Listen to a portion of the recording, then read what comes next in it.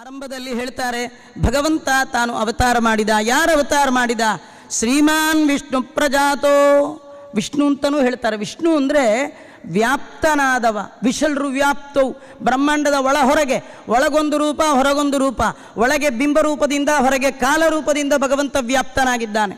ಒಳಗೆ ಬಿಂಬರೂಪಿಯಾಗಿ, ಹೊರಗೆ ಕಾಲಾಂತರ್ಗತ ಕಾಲ ನಿಯಾಮಕ ಕಾಲಾತೀತ ತ್ರಿಕಾಲಜ್ಞ ಕಾಲ ಪ್ರವರ್ತಕ ಕಾಲ ನಿವರ್ತಕ ಕಾಲೋತ್ಪಾದಕ ಕಾಲಮೂರ್ತಿ ತವ ದಾಸೋಹಂ ಅಂತೇನು ಹೇಳ್ತಾರೆ. ಅಂತಹ ಒಳ ಹೊರಗೆ ವ್ಯಾಪ್ತನಾದ ವಿಷ್ಣುವೇ ಹಿಂದೆ ಅವತಾರ ಮಾಡಿದ್ದಾನೆ. ಯಾರ ಮಗನಾಗಿ ಬಂದ? ದಶರಥ ನೃಪತೇಹೇ. ದಶರಥ ಮಹಾರಾಜ, ಅವನಿಗೆ ಮಕ್ಕಳೇ ಇರಲಿಲ್ಲ. ಮಕ್ಕಳಿಲ್ಲದ ಸಂದರ್ಭದಲ್ಲಿ ತನ್ನ ಮನೆಯ ಪುರೋಹಿತರನ್ನೆಲ್ಲ ಆಹ್ವಾನ ಮಾಡಿಕೊಂಡು ಉತ್ತಮವಾದ ಪುತ್ರಕಾಮೇಷ್ಟಿ ಯಾಗವನ್ನು ಮಾಡಿದ್ದಾನೆ. ಆಗ ಮೋಕ್ಷಪ್ರದನಾದ ವಾಸುದೇವನೇ ರಾಮನಾಗಿ ಬಂದ.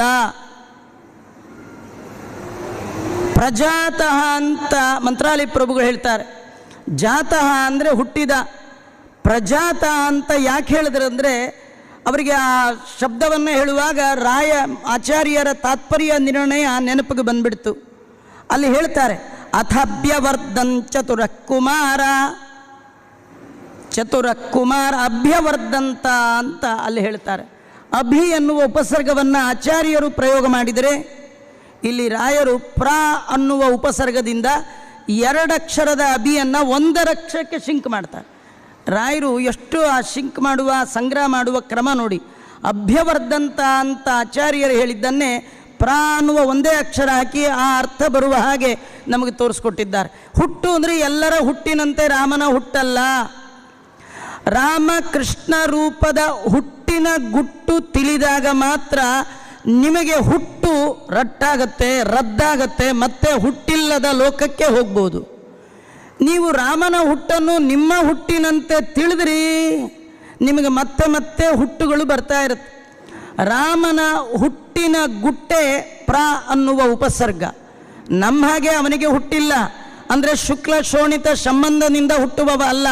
ಅವನಿಗೆ ವೃದ್ಧಿ ಹ್ರಾಸ ಇಲ್ಲ, ಗರ್ಭವಾಸ ದುಃಖ ಇಲ್ಲ. ಇದೆಲ್ಲ ಹೇಳಲಿಕ್ಕೆ ತುಂಬ ವರ್ಡು, ಲೆಟ್ರು, ವಾಕ್ಯ, ಸಮೂಹ, ಪದ ಎಲ್ಲ ಬೇಕು.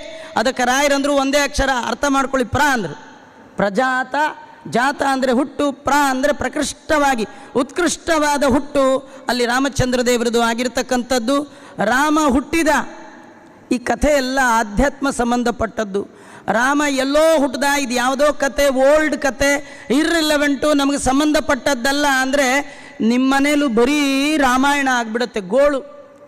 ಆಗ ರಾಮಾಯಣವನ್ನು ಸರಿಯಾಗಿ ತಿಳಿಬೇಕು. ರಾಮ ಹುಟ್ಟಿದ್ದು ದಶರಥನಲ್ಲಿ. ರಾಮ ಅಂದರೆ ಗುಣವಾನ್ ವಿಗ್ರಹ. ರಾಮ ಅಂದರೆ ಗುಣಗಳ ಮತ್ತೊಂದು ಹೆಸರೇ ರಾಮ. ರಾಮ ಬೇರೆ ಅಲ್ಲ, ಗುಣಗಳು ಬೇರೆ ಅಲ್ಲ. ವಿಷ್ಣುರೇವ ಸ್ವರೂಪಾಣಾಂ ತದ್ಗುಣಾನಾಂ ತಥೈವ ಚ ತಥೈವ ಶಿರ ಆದೀನಾಂ ನೈವ ಭೇದೋಸ್ತಿ ಕಶ್ಚನ. ಭಗವಂತ ಅಂದರೂ ಒಂದೇ, ಭಗವಂತನ ಗುಣ ಅಂದರೂ ಒಂದೇ, ರಾಮ ಅಂದರೂ ಒಂದೇ, ಗುಣಗಳ ಗಣನ ಅಂದರೂ ಒಂದೇ. ಅಂತಹ ರಾಮ ತಾನು ಹುಟ್ಟಿದ ಎಲ್ಲಿ? ದಶರಥನಲ್ಲಿ. ದಶರಥ ಅಂದರೆ ಯಾರು? ಯಾರೋ ಅಲ್ಲ, ನಾವೇ. 10 ಇಂದ್ರಿಯಗಳು. ಈ ದೇಹ ಜೀವನಿಗೆ ದೇವರು ಕೊಟ್ಟ ರಥ. ಈ ದೇಹ ದೇವರು ಜೀವನಿಗೆ ಈ ರಥ ಯಾಕೆ ಕೊಟ್ಟಿದ್ದಾನೆ? ಎಲ್ಲಂದ್ರಲ್ಲಿಗೆ ತಿರುಗಿ ಎಂಜಾಯ್ ಮಾಡು ಅಂತ ಕೊಟ್ಟಿಲ್ಲ. ನಿನ್ನ ಇಲ್ಲಿ ಕಳಿಸಿದ್ದೀನಿ, ಬರುವಾಗ ರೋಡ್ ಗೊತ್ತಾಗತ್ತೋ ಇಲ್ವೋ ಅಂಥೇಳಿ ಅವನೇ ಒಂದು ರಥ ಕೊಟ್ಟಿದ್ದಾನೆ. ಸಾಧನ ಶರೀರ ಇದು, ನೀ ದಯದಿ ಕೊಟ್ಟದ್ದು ಸಾಧಾರಣವಲ್ಲ, ಸಾಧುವಂದಿತನೇ. ಆ ಭಗವಂತ ಜೀವರಿಗೆ ಸಾಧನೆಗಾಗಿ ಕೊಟ್ಟಂಥ ರಥ ಇದು. ಈ ರಥದ ಒಳಗೆ ಯಾರು ಇರಬೇಕು ಅಂದರೆ ಯಾರ್ಯಾರೋ ಇರಬಾರ್ದು. ರಥದ ಮಧ್ಯದಲ್ಲಿ ರಾಮ ಹುಟ್ಟಬೇಕು, ರಾಮ ಇರಬೇಕು, ರಾಮನನ್ನು ಪಡಿಬೇಕು. ನಿಮ್ಮ ಹೃದಯದಲ್ಲಿ ಯಾರಿರಬೇಕು? ರಾಮ. ದಶರಥನಲ್ಲಿ ರಾಮ ಬಂದಂತೆ ಈ 10 ಇಂದ್ರಿಯಗಳಿಂದ ಯುಕ್ತವಾದ ದೇವರ ಕಡೆ ಗಮನ ಮಾಡಲಿಕ್ಕೆ ಹೊರಟಂಥ ಈ ರಥದ ಒಳಗೆ ರಾಮನ ಚಿಂತನೆ ಬೇಕು ಅಂತ ತಿಳಿಸ್ತಾ ಇದ್ದಾರೆ. ನಮಗೆ ಆಶ್ಚರ್ಯ, ದಶರಥನಿಗೆ ಸುಮ್ಮನೆ ಹುಟ್ಟಿಲ್ಲ ರಾಮ, ಯಜ್ಞ ಮಾಡಿದ್ದಕ್ಕೆ ಹುಟ್ಟಿದ್ದಾನೆ. ದೇವರು ಕೊಟ್ಟ ಇಂದ್ರಿಯಗಳನ್ನು ಇಟ್ಕೊಂಡು, ದೇಹ ಇಟ್ಕೊಂಡು ಯಜ್ಞವನ್ನು ಮಾಡಿ, ದೇವತೆಗಳು ಭಗವಂತನನ್ನು ಹೊಂದುವ ಸಲುವಾಗಿ ಯಜ್ಞವನ್ನು ಮಾಡಿದ್ದಾರೆ. ಯಜ್ಞೇನ ಯಜ್ಞಂ ಅಯಜಂತ ದೇವಾಹ, ದೇವಾಹ ಯಜ್ಞೇನ ಯಜ್ಞಂ ಅಯಜಂತಹ. ದೇವತೆಗಳು ಭಗವಂತನನ್ನು, ಯಜ್ಞನಾಮಕ ಪರಮಪುರುಷನನ್ನು ಯಜ್ಞ ರೂಪದಿಂದ ಅಯಜಂತ ಆರಾಧನೆ ಮಾಡಿದ್ದಾರೆ. ಯಜ್ಞ ಅಂದರೆ ನಾವು ತಿಳ್ಕೊಂಡದ್ದೇ ಬೇರೆ, ಅದ್ರಿರೋದೇ ಬೇರೆ. ನಾವು ತಿಳ್ಕೊಂಡದ್ದು ಕಟ್ಟಿಗೆ ಹಾಕಿ ತುಪ್ಪ ಹಾಕಿ ಕಣ್ತುಂಬ ಹೊಗೆ ಮಾಡಿಕೊಂಡ್ರೆ ಯಜ್ಞ ಅಂತ.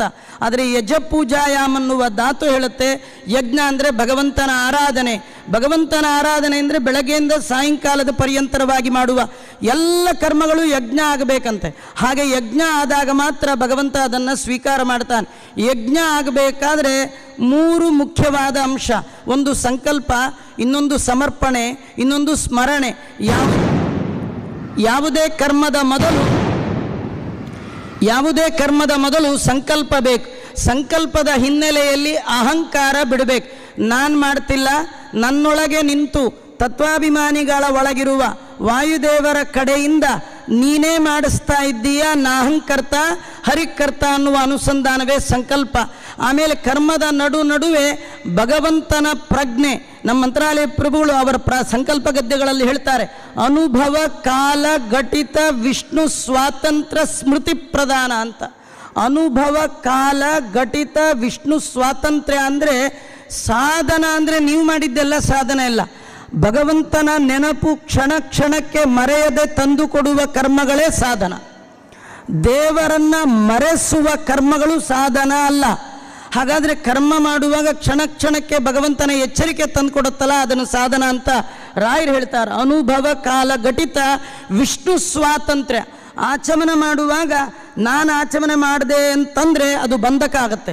ಹೀಗೆ ಆಚಮನ ಮಾಡುವಾಗ ದೇವರ ಒಳಗೆ ನಿಂತು ಮಾಡಿಸ್ತಾ ಇದ್ದಾನೆ ಎನ್ನುವ ಎಚ್ಚರಿಕೆ ಬಂದರೆ, ಈ ಕೈಯಲ್ಲಿ ಇಲ್ಲಿಂದ ಇಲ್ಲಿವರೆಗೂ ಒಂದೇ ರಾಡಿದ್ರೆ, ಕೈ ಮುರಿದು ಹೋಗಿದೆ, ಇಲ್ಲಿಂದ ಇಲ್ಲಿವರೆಗೂ ಒಂದೇ ರಾಡ್ ಹಾಕಿದ್ರು, ಆಚಮನ ಹೇಗೆ ಮಾಡ್ತಿದ್ರಿ ಹೇಳಿ? ಹಾಗಾದ್ರೆ ಆಚಮನ ನೀವು ಮಾಡಿದ್ದಲ್ಲ, ಅವನು ಮಾಡಿಸಿದ್ದು ಅಲ್ವಾ? ಕೈಯ ಶೇಕ್ ಆಗ್ತಾ ಇದ್ರೆ ಸ್ಟ್ರೋಕ್ ಹೊಡೆದು ಆಚಮನ ಹೇಗೆ ಮಾಡಿ ಸ್ಟ್ರೈಟ್ ಇಟ್ಟಿದ್ಯಾರು? ಅವನ ನೆನಪು ತಂದು ಕೊಟ್ಟರೆ ಮಾತ್ರ ಆ ಕರ್ಮ ಸಾಧನ ಆಗುತ್ತೆ, ಇಲ್ಲ ಪ್ರಾರಬ್ಧ ಕರ್ಮದಲ್ಲಿ ಪರ್ಯವಸಾನ ಆಗುತ್ತೆ. ಹಾಗಾದರೆ ಇಷ್ಟು ಮಾಡಿದ್ರೆ ಸಾಲದು. ಒಂದು ಸಂಕಲ್ಪ, ಇನ್ನೊಂದು ಸ್ಮರಣೆ, ಕಡೆಯದಾಗಿ ಆ ಭಗವಂತನಿಗೆ ಸಮರ್ಪಣೆ. ಅದಕ್ಕೆ ರಾಯರು 2 ಗ್ರಂಥ ಬರ್ಕೊಟ್ರು, ಸಂಕಲ್ಪ ಗ್ರಂಥ, ಸಮರ್ಪಣೆ ಗ್ರಂಥ. ಗದ್ಯ ಸಂಕಲ್ಪ ಗದ್ಯ, ಅದನ್ನು ಸಮರ್ಪಣಾ ಗದ್ಯ ಅಂತ. ಆ ಭಗವಂತನಿಗೆ ಅರ್ಪಣೆ ಮಾಡಬೇಕಂತೆ. ಅರ್ಪಣೆ ಮಾಡದೇ ಇದ್ರೆ ಮಾಡಿದ್ದೆಲ್ಲ ವೇಸ್ಟ್ ರೀ. ಯಾರೋ ತಂದೆ ಮಗನ ಕೇಳ್ದ, ಎಕ್ಸಾಮ್ಗೆ ಹೋಗಿದ್ಯಲ್ಲ ಹೆಂಗೆ ಬರದೆ ಅಂತ. ಮಗ ಅಂದ ಚೆನ್ನಾಗಿ ಬರದೆ ಅಂತ. ಅಪ್ಪಂಗೆ ಡೌಟು, ನೀನು ಓದೋ ಹುಟ್ಟುಗದು ಇನ್ನೇನೇನು ಚೆನ್ನಾಗಿ ಬರೆದಿರ್ತೀಯೋ? ಇಲ್ಲ, ಚೆನ್ನಾಗಿ ಬರದೆ. ಏನು ಬರೆದಿದ್ದೆ? ಬೇಕಾದ್ರೆ ನೀನೇ ನೋಡು ಅಂತ ಆನ್ಸರ್ ಶೀಟ್ ಅಪ್ಪನಿಗೆ ಕೊಟ್ಟ. ಹೋಗಿದ್ದು ವೇಸ್ಟ್ ಆಯಿತು. ಅವನು ಎಕ್ಸಾಮಲ್ಲಿ ಬರೆದ ಪೇಪರ್ ಯಾರು ಕೊಡಬೇಕು? ಅಲ್ಲಿರೋರಿಗೆ ಕೊಡಬೇಕೇ ವಿನ ಮನೆಗೆ ತರ್ತಾರೆ ಎಲ್ಲಾದರೂ? ಮನೆಗೆ ತಂದರೆ 365 ದಿನ ಓದಿದ್ದು ವೇಸ್ಟ್ ಅಲ್ವಾ? ಹಾಗೆ ಮಾಡಿದ ಕರ್ಮವನ್ನು ಅಲ್ಲೇ ಅರ್ಪಣೆ ಮಾಡದೆ ಮನೆಗೆ ತಂದರೆ ನಾನು ನನ್ನುವ ಅಹಂಕಾರ ಮಮಕಾರ ಭಾವನೆಯಿಂದ ಕರ್ಮವನ್ನು ನಿಮ್ಮಲ್ಲೇ ನೀವಿಟ್ಕೊಂಡ್ರೆ ಆನ್ಸರ್ ಬರ್ದ್ ಶೀಟು ಮನೆಗೆ ತಂದು ಪೆದ್ದನಂತೆ ಆಗ್ತೀರಿ. ಅದರಿಂದ ಬುದ್ಧಿವಂತನಾದರೆ ಏನು ಮಾಡಬೇಕು? ಸಮರ್ಪಣೆ ಮಾಡಬೇಕು. ಆಗಾಗೆ ಆಗಾಗೆ ಆಗಾಗೆ ಆಗಾಗೆ ಅರ್ಪಣೆ ಮಾಡಬೇಕು. ಅಂದರೆ ಮಾತ್ರ ಸಂಕಲ್ಪ, ಸ್ಮರಣೆ, ಸಮರ್ಪಣೆ ನಡುವೆ ನಡೆದ ಕರ್ಮ ಮಾತ್ರ ಯಜ್ಞ ಆಗುತ್ತೆ. ಆ ರೀತಿ ಜೀವನದ ಉದ್ದಕ್ಕೂ ಯಜ್ಞವನ್ನು ಮಾಡುವವನ ಹೃದಯದಲ್ಲಿ ಹುಟ್ಟುವವ ರಾಮ. ನರಸಿಂಹದೇವರು ಕಂಬದಿಂದ ಬಂದರು ಅಲ್ವಾ? ಇಲ್ಲಿ ಹೃದಯದಿಂದ ಬಂದರು. ಹಾಗೆ ಈ ಬಿಂಬರೂಪಿ ಪರಮಾತ್ಮ ನಮ್ಮಲ್ಲೇ, ಇನ್ನು ಬೇರೆ ಎಲ್ಲೋ ಹೋಗ್ಬೇಡ. ರಥ ಅಂದರೆ ಇದೆ, ಇದರೊಳಗೆ ಕಾಣಬೇಕು. ಅಲ್ಲೇ ಕಂಬ, ಇದು ಕಂಬ. ಆ ಭಗವಂತ ಇಲ್ಲಿ ಬಿಂಬರೂಪಿಯಾಗಿ ಭಗವಂತ ಕಾಣಬೇಕು. ಹಾಗೆ ಕಂಡವ ದಶರಥ ರಾಮನನ್ನು ಪಡೆದಿದ್ದಾನೆ. ಜೀವನದಲ್ಲಿ 10 ಇಂದ್ರಿಯಗಳು, ಮೇಲೊಂದು ಇಂದ್ರಿಯ ಮನಸ್ಸು, 10 ಇಂದ್ರಿಯ. ಆ ದಶರಥ ಮನಸ್ಸು ಅಂದರೆ ಮನದೊಳಗೆ ತಾನಿಪ್ಪ, ಮನವೆಂದು ಕರೆಸಿಕೊಂಬುವ ಈ 10 ಇಂದ್ರಿಯಗಳ ಒಳಗೆ ಆ ಮನಸ್ಸೇನಿದೆ ಅದನ್ನು ಪರಿಶುದ್ಧ ಮಾಡಿ ಆ ಮನಸ್ಸಿನ ಒಳಗೆ ರಾಮ ಹುಟ್ಟಬೇಕು. ರಾಮ ಇದ್ದಾನೆ ಅಂತಾದರೆ ರಥದ ಒಳಗೆ ರಾಮ ಇದ್ದಾನೆ. ಅಂತಹ ರಾಮನನ್ನು ಪಡೆದಿದ್ದಾನೆ. ವಿಶ್ವಾಮಿತ್ರೇಣ ಮಂತ್ರ ಹೃದನುಜ ಸಹಿತ ತಾಟಕಾಂ ಗಾತು ಕೋಸ್ತ್ರಂ. ಭಗವಂತ ತಾನು ಅವತಾರ ಮಾಡಿ ಸ್ವಲ್ಪ ದಿನದಲ್ಲಿ ವಿಶ್ವಾಮಿತ್ರರು ಬಂದಿದ್ದಾರೆ. ಅವ್ರ ಜೊತೆ ಹೊರಟಿದ್ದಾನೆ. ಇದು ರಾಯರ ಪೂರ್ವಾಶ್ರಮದ ಸುಪುತ್ರರು ಲಕ್ಷ್ಮೀನಾರಾಯಣಾಚಾರ್ಯರು. ನಿಜವಾಗಿಯೂ ಸ್ವಾಮಿಗಳಿಗೆ ಅವ್ರ ಮಗನ ಎದುರಿಗೆ ನಿಲ್ಲಿಸಿ ನಿಮ್ಮ ಮಗ ಅಂತ ಹೇಳಬಾರ್ದು. ಹೇಳೋ ಪ್ರಸಂಗ ಬಂದರೂ ಪೂರ್ವಾಶ್ರಮದ ಪುತ್ರ ಹೀಗೆಲ್ಲ ಹೇಳ್ತಾರೆ. ಆದರೂ ವಾದೀಂದ್ರ ತೀರ್ಥರಿಗೆ ಭಯವೇ ಇಲ್ಲ. ಅವ್ರು ಹೇಳ್ತಾರೆ, ತವ ತನಯ ಮಣಿ ಸ್ವಾಮಿ ನಿಮ್ಮ ಮಗ ಅಂತಾರೆ. ಏನ್ರಿ ಧೈರ್ಯ ಹಂಗೆ ಅನ್ಬೋದ ರಾಯರಿಗೆ? ರಾಯರೇ ನಿಮ್ಮ ಮಗ ಇದ್ರೆ ಇರ್ಬೇಕ್ರಿ ಇಂಥ ಚಿನ್ನದಂಥ ಮಗ. ಸ್ವಾಮಿಗಳ ಮಕ್ಕಳಂದ್ರೆ ಹೀಗಿರಬೇಕು ಅಂತ ತೋರಿಸ್ತಾರೆ. ತವ ತನಯ ಮಣಿ ಯಾರು? ಸತ್ಸು ಸರ್ವೇಷು ಧನ್ಯ. ಸಜ್ಜನರ ಮಧ್ಯದಲ್ಲಿ ನಿಮ್ಮ ಮಗನಂತ ಧನ್ಯನಾದವ ಜಗತ್ತಲ್ಲೇ ಇಲ್ಲ. ಯಾಕೆ? ನೀವು ಬರೆದ ಈ ಗ್ರಂಥಕ್ಕೆ ವ್ಯಾಖ್ಯಾನ ಮಾಡಿದ್ದಾರೆ ಲಕ್ಷ್ಮೀನಾರಾಯಣಾಚಾರ್ಯರು. ಹುಲಿ ಹೊಟ್ಟೆಲಿ ಹುಲಿ ಹುಟ್ಟದೆ ಮತ್ತು ಇನ್ಯಾವುದು ಹುಟ್ಟತ್ರಿ? ನಮ್ಮ ರಾಘವೇಂದ್ರ ಸ್ವಾಮಿಗಳು ವ್ಯಾಖ್ಯಾನ ಸಿಂಹರು. ಆ ಸಿಂಹದ ಹೊಟ್ಟೆಯಲ್ಲಿ ಮತ್ತೊಂದು ಮರಿ ಸಿಂಹ, ಯಂಗ್ ಸಿಂಹ. ಅದ್ಯಾವುದು? ಲಕ್ಷ್ಮೀನಾರಾಯಣ. ನಮ್ಗೆ ಅವ್ರ ಕಥೆ ಕೇಳುವಾಗ ಆಶ್ಚರ್ಯ ಆಗುತ್ತೆ. ಆ ಲಕ್ಷ್ಮೀನಾರಾಯಣಾಚಾರ್ಯರು ಇಷ್ಟು ಪುಟ್ಟ ಮಗು ಇರುವಾಗ ಕುಡಿಲಿಕ್ಕೆ ಹಾಲಿಲ್ಲ, ತಿನ್ನಲಿಕ್ಕೆ ಅನ್ನ ಇಲ್ಲ, ಏನೇನೇನೇನಿಲ್ಲ. ಇಷ್ಟು ಬಡತನವನ್ನು ಎದುರಿಸುವ ಸಾಮರ್ಥ್ಯವನ್ನು ರಾಯರು ತಾವು ಪಡೆದಿದ್ದಾರೆ. ಆದರೆ ಎಂದೂ ಕೂಡ ಉದ್ಯೋಗ ಮಾಡಿ ದುಡ್ಡು ಸಂಪಾದನೆ ಮಾಡೋ ಬುದ್ಧಿ ರಾಯರ ತಲೆಯಲ್ಲಿ ಬರಲೇ ಇಲ್ಲ ಅಂತ. ನಮಗೆಲ್ಲ ಏನು ಕೆಲಸ ಮಾಡ್ತೀರಿ ಅಂತ ಕೇಳ್ತಾರೆ ವಿನ ಏನು ಓದ್ತೀರಿ ಅಂತ ಯಾರೂ ಕೇಳಲ್ಲ. ಸ್ವಲ್ಪ 25-26 ಆಯಿತು ಅಂದರೆ ಹೆಣ್ಣಿಗಿಣ್ಣು ಕೊಡಬೇಕಾದ್ರೆ ಏನು ಕೇಳ್ತಾರೆ ಹೇಳಿ? ಮೊದಲು ಎಲ್ಲಿ ಕೆಲಸ ಮಾಡ್ತೀರಿ, ಏನು ಉದ್ಯೋಗ ಅಂತಿರಲ್ಲ.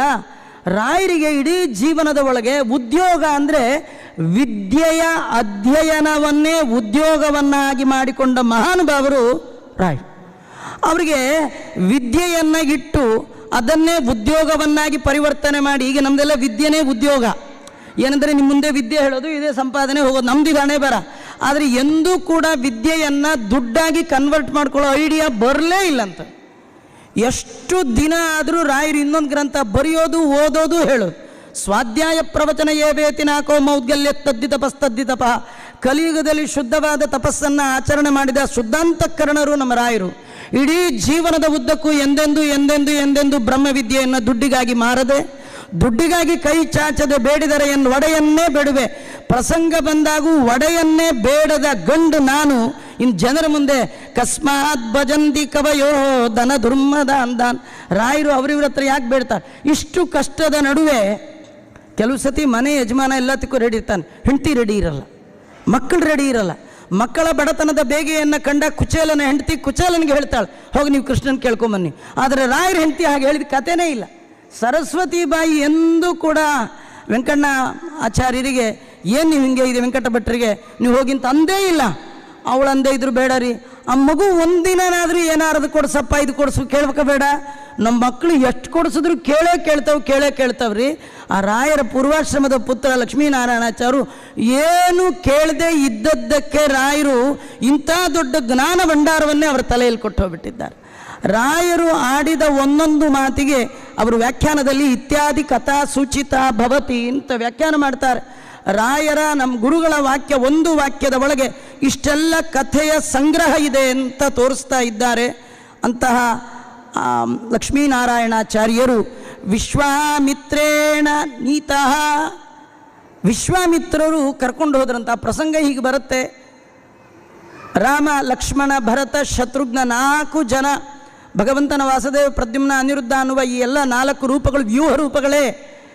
ಪೂರ್ಣ ಪ್ರಮಾಣದಲ್ಲಿ ಅಲ್ಲಿ ವಾಸುದೇವನೇ ಅಲ್ಲಿ ರಾಮನಾಗಿ ಬಂದರೆ, ಭಗವಂತನ ಸನ್ನಿಧಾನ ವಿಶೇಷದಿಂದ 3 ರೂಪಗಳು ಬಂದಿರತಕ್ಕಂಥದ್ದು.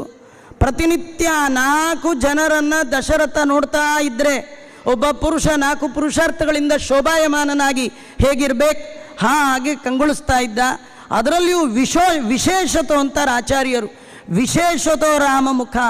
ಆ ರಾಮನ ಮುಖ ನೋಡೋದು ಅಂದರೆ ಒಂದು ಕ್ಷಣ ಆ ಮುಖವನ್ನು ನೋಡದೇ ಇರಲಿಕ್ಕೆ ಸಾಧ್ಯ ಇಲ್ಲ. ಆ ಎತ್ತರಕ್ಕೆ ಏರಿದ್ದಾನೆ ದಶರಥ. ನಿತ್ಯದಲ್ಲಿ ತಾನು ಸಭೆಯಲ್ಲಿ ಕೊಡಬೇಕು, ರಾಮನ್ ನೋಡ್ತಾ ಇರಬೇಕು, ಅದು ಬಿಟ್ಟರೆ ಇನ್ನೇನಿಲ್ಲ. ನೋಡಿ ದಣಿಯವು ಕಂಗಳು ರೂಢಿಯೊಳಗತ್ಯಧಿಕ ರಂಗೇಶನತಿ ಚಲುವ. ಆ ಭಗವಂತನ ರೂಪ ಎಂಥದ್ದು? ಸೌಂದರ್ಯ ಸಾರೈಕ ರಸಂ ರಮಾಪತೆ. ಸುಂದರಕ್ಕೆ ಸುಂದರ, ರಸಕ್ಕೆ ರಸರೂಪನಾದ ರಾಮನ ಮುಖ ಎಷ್ಟು ನೋಡಿದಷ್ಟು ಆನಂದವನ್ನು ಪಡಿತಾ ಇದ್ದಾನೆ ದಶರಥ. ಹೀಗೆ ಒಂದಿನ ಕೂತಾಗ ವಿಶ್ವಾಮಿತ್ರರು ಬಂದಾಗ ಅವ್ರಿಗೆ ಪಾದಪೂಜೆ ಮಾಡ್ದ, ಕೈ ಮುಗ್ದ, ನೀವೇನು ಹೇಳಿದ್ರೆ ಕೇಳ್ತೀನಿ ಅಂತಂದ. ಅವರು ಒಂದೇ ಅಂದರು, ಇನ್ನೇನಿಲ್ಲ, ನಾನು ಯಜ್ಞ ಮಾಡ್ತಾ ಇದ್ದೀನಿ, ರಕ್ಷಕರಾಗಿ ರಾಮ ಲಕ್ಷ್ಮಣರನ್ನು ಕಳುಹಿಸಿಕೊಡು ಅಂದ. ರಾಮನ್ ತುಟಿ ನೋಡ್ದಾರ ದಶರಥ, ಹಾಲು ಕುಡಿದುಗಲ್ಲ, ಕೈ ಕತ್ತಿ ಹಿಡಿದು ಬಾಣ ಹಿಡಿದು ಅಭ್ಯಾಸ ಇಲ್ಲ ಇನ್ನೂ ಪೂರ್ಣ. ದಶರಥಂಗೆ ಡೌಟು. ಅಲ್ಲ, ಈ ಪುಟ್ಟ ಹುಡುಗರನ್ನು ಕಳಿಸಿದ್ರೆ ನಿಮ್ಮ ಯಜ್ಞಕ್ಕೆ ಬರುವ ರಾಕ್ಷಸರ ವಿಘ್ನ ಹೇಗೆ ಪರಿಹಾರ ಮಾಡ್ತಾರೆ ಆಚಾರ್ಯ? ನೀವು ಯೋಚನೆ ಮಾಡಬೇಡಿ, ನಂದು ಚತುರಂಗ ಬಲ, ನಿಮ್ಮ ಆಶ್ರಮಕ್ಕೆ ಕರ್ಕೊಂಡು ಬರ್ತೀನಿ. ಕಳಿಸಲ್ಲ, ಸ್ವತಃ ನಾನು ಬರ್ತೀನಿ. 4 ದಿಕ್ಕಿನಲ್ಲಿ ನಿಂತು ನಿಮ್ಮ ಯಜ್ಞದ ರಕ್ಷಣೆಯನ್ನು ನಾನು ಮಾಡ್ತೇನೆ. ರಾಮನ್ ಮಾತ್ರ ಕೇಳಬೇಡಿ, ರಾಮ ಪುಟ್ಟ ಹುಡುಗ. ಇವರಂದರು ನಿನ್ನ ಕಟ್ಕೊಂಡು ನನಗೇನಾಗಬೇಕು, ನನ್ನ ರಕ್ಷಣೆ ನಾನೇ ಮಾಡ್ಕೊಳ್ತೀನಿ ಇಂದರು. ಈ ತಾತ್ಪರ್ಯ ಏನು ಗೊತ್ತಾ? ವಿಶ್ವಾಮಿತ್ರರಿಗೆ ಶಾಪಾನುಗ್ರಹ ಶಕ್ತಿ ಇತ್ತು. ಅವರು ಯಜ್ಞ ಮಾಡುವಾಗ ಪ್ರೊಟೆಕ್ಷನ್ ಇಟ್ಕೊಳ್ಳದೆ ಶಾಪ ಕೊಡ್ಬೋದಿತ್ತು, ಏನು ಬೇಕಾದ್ರೂ ಮಾಡ್ಬೋದಿತ್ತು. ರಾಮನ್ ಯಾಕೆ ಕರೆದರು? ಇದು ಕತೆ ನಮಗೆ ಸಂಬಂಧಪಟ್ಟ ಕತೆ ಅಂತ ತಿಳಿಸ್ಲಿಕ್ಕೆ ಕರೆದದ್ದು. ನೀವು ಮಾಡುವ ಯಜ್ಞದ ರಕ್ಷಣೆ ಆಗಬೇಕಾದ್ರೆ ನೀವೇ ಮಾಡ್ಕೊಳ್ಳಿಕ್ಕಾಗೋಲ್ಲ. ನೀವು ಮಾಡಿದ ಕರ್ಮ ಅದು ರಕ್ಷಣೆ ಆಗಬೇಕು, ಪುಣ್ಯ ರಕ್ಷಣೆ ಆಗಬೇಕು, ಸಾಧನೆ ರಕ್ಷಣೆ ಆಗಬೇಕು, ದೇವರ ದಯ ಬೇಕು. ದೇವರ ರಾಮನ ದಯ ಇಲ್ಲ, ನೀವು ಮಾಡಿದ ಕರ್ಮ ಏನು ಪ್ರಯೋಜನ ಇಲ್ಲ. ಹಾಗಾದರೆ ನಾವು ಮಾಡುವ ಎಲ್ಲ ಕರ್ಮಗಳ ಮೂಲ ಉದ್ದೇಶ ಭಗವಂತ ನೀನು ದಯ ಮಾಡು. ಆಯತಾಭ್ಯಾಂ ವಿಶಾಲಾಭ್ಯಾಂ ಶೀತಲಾಭ್ಯಾಂ ಕೃಪಾನಿದೆ ಕರುಣಾಮೃತ ಪೂರ್ಣಾಭ್ಯಾಂ ಲೋಚನಾಭ್ಯಾಂ ವಿಲೋಕಯ. ನಾವು ಮಾಡಿದ ಕರ್ಮಗಳಿಂದ ಬರಬಹುದಾದ ಸಾಧನೆಯನ್ನು ಅಪಹಾರ ಮಾಡಲಿಕ್ಕೆ ರಾಕ್ಷಸರು ಎಲ್ಲೋ ಇರಲ್ಲ, ಮಾಡುವ ನಿಮ್ಮಲ್ಲೇ ಕೂತ್ಬಿಟ್ಟಿರ್ತಾರೆ. ನೀವು ಮಾಡೋದನ್ನೇ ಕಾಯ್ತಿರ್ತಾರೆ, ಪಟ್ಟ ಹೊತ್ಕೊಂಡು ಹೋಗ್ಬಿಡ್ತಾರೆ. ನೀವು ನೋಡಿದಿರಲ್ಲ, ಸಮುದ್ರ ಮಥನ ಮಾಡಿದಾಗ ಅಮೃತ ಬಂದದ್ದು ಎಲ್ಲಿಂದಲೋ ರಾಕ್ಷಸರು ಬಂದದ್ದಲ್ಲ, ಅಲ್ಲೇ ಇದ್ದರೂ ಕಿತ್ಕೊಂಡು ಹೋಗ್ಬಿಟ್ರು. ನೀವು ಅಷ್ಟೇ ದೇವರ ಪೂಜೆ ಮಾಡ್ತಿರ್ತೀರಿ, ಸ್ಮೃತ್ಯ ಚನಾಮೋಕ್ತ್ಯ ಕೃಷ್ಣಾರ್ಪಣ ಅಂತ ಮಾಡ್ತೀರಿ. ನೀವು ಮಾಡಿದ ಪೂಜೆ ಪುಣ್ಯ ಸಾಧನ ಕಿತ್ಕೊಂಡು ಹೋಗ್ಲಿಕ್ಕೆ ರಾಕ್ಷಸರಲ್ಲೇ ಇರ್ತಾರೆ. ಪೂಜೆ ಆದ ತಕ್ಷಣ ಯಾರೋ ಬರ್ತಾರೆ, ನಿಮ್ಮನ್ನು ಕೇಳ್ತಾರೆ ಪೂಜೆ ಆಯ್ತಾ ಅಂತ. ಏನೋ ಈ ಮನೇಲಿ ನಾನೇ ಮಾಡ್ಬೇಕಾಚಾರೆ, ನನ್ನ ಬಿಟ್ಟು ಇನ್ಯಾರು ಮಾಡ್ತಾರೆ ಅಂತಂದ್ರಿ, ಆ ಪುಣ್ಯ ಕಲಿ ಬಂದು ಕಿತ್ಕೊಂಡು ಹೋದ ಅಂತಲೇ ಅರ್ಥ. ಯಾವ ಕರ್ಮದ ಹಿನ್ನೆಲೆಯಲ್ಲಿ ಅಹಂಕಾರ ಇದೆ, ಯಾವ ಕರ್ಮದ ನಂತರದಲ್ಲಿ ಮಮಕಾರ ಇದೆ, ಯಾವ ಕರ್ಮ ಮಾಡುವಾಗ ದೇವರ ಮರೆವಿದೆ. ಎಷ್ಟೋ ಜನ ವೈರಾಗ್ಯದಿಂದ ದೇವರ ಪೂಜೆ ಮಾಡಬೇಕು, ಶಾಸ್ತ್ರ. ದೇವರಲ್ಲಿ ಜ್ಞಾನ, ದೇವರ ಬಗೆಗೆ ಜ್ಞಾನ, ದೇವರಲ್ಲಿ ಭಕ್ತಿ, ಸಂಸಾರದಲ್ಲಿ ವೈರಾಗ್ಯ, ಈ ಮೂರು ಇಟ್ಕೊಂಡು ದೇವ್ರ ಪೂಜೆ ಮಾಡಬೇಕು. ನಮಗೆ ದೇವರಲ್ಲೇ ವೈರಾಗ್ಯ ಪೂಜೆ ಮಾಡುವಾಗ. ಅದೇನೆಂದರೆ ನಿಮಗೆಲ್ಲ ಅನುಭವ, ನಂದು ಅನುಭವ. ಪೂಜೆ ಎಲ್ಲ ಆದಮೇಲೆ ನೋಡ್ತೀರಿ ದೇವ್ರನ್ನೇ ಮರೆತು ಪೂಜೆ ಮಾಡಿರ್ತೀವಿ. ಏನಂದರೆ ಪೆಟ್ಟಿಗೆ ಕಟ್ಟಿರ್ತೀವಿ, ಸಾಲಿಗ್ರಾಮ ಹೊರಗೆ ಇರುತ್ತೆ. ಸಾಲಿಗ್ರಾಮವನ್ನೇ ಮರೆತು ದೇವ್ರ ಪೆಟ್ಟಿಗೆ ಕಟ್ಟಿ ಪೂಜೆ ಮುಗಿಸ್ಬಿಟ್ಟು ನಮ್ಮ ಮರು ಇಷ್ಟು ದೊಡ್ಡ ಇದು. ಹಾಗಾಗಿ ನಾವು ಮಾಡುವ ಸಾಧನೆಯನ್ನು ಅಪಹಾರ ಮಾಡಲಿಕ್ಕೆ ಕಲಿಯೇ ಮುಂತಾದ ದೈತ್ಯರು ಹೊರಗಿಂದ ಬರೋಲ್ಲ, ನಮ್ಮೊಳಗೆ ಅತತ್ವಾಭಿಮಾನಿಗಳಾಗಿ ಕೂತಿರ್ತಾರೆ. ನೀವು ಮಾಡಿದ ತಕ್ಷಣ ನಂದೇನದೋ ಸ್ವಾಮಿ, ನಿಂದೇ ಇದೆಲ್ಲ ಅಂತ ಅವನಿಗೆ ಅರ್ಪಣೆ ಮಾಡಿಬಿಟ್ರಿ, ಕಿತ್ಕೊಂಡು ಹೋಗ್ಲಿಕ್ಕೆ ಅವ್ರಿಗೇನಿರಲ್ಲ. ಧನವ ಸಂರಕ್ಷಿಸುವ ಫಣಿ ತಾನುಣದೆ ಪರರಿಗೂ ಕೊಡದೆ. ಅದು ಧನ ಅಂದರೆ ಇಲ್ಲಿ ಹಾವುಗಳು ಧನ ನೋಡ್ಕೊಳ್ಳುತ್ತೆ. ಧನ ನೋಡಿಕೊಳ್ಳುವ ಹಾವು ಅಂದರೆ ನಮ್ಮ ಸ್ವಾಮಿ. ಭಕ್ತ ಮಾಡುವ ಸಾಧನೆಯನ್ನು ಹೃದಯದಲ್ಲೇ ಇದ್ದು ದಿನ ನೋಡಿ ನೋಡಿ ನೋಡಿ ಸಂತೋಷಪಟ್ಟು ತಾನು ಸೇಫಾಗಿ ಇಟ್ಕೊಳ್ತಾನೆ. ಒಂದು ಕಾಲಕ್ಕೆ ಸರಿಯಾಗಿ ಪಕ್ವ ಆದ ಕಾಲಕ್ಕೆ ನೀವು ಮಾಡಿದ ಸಾಧನೆಯನ್ನು ನಿಮಗೆ ಅರ್ಪಣೆ ಮಾಡ್ತಾನೆ.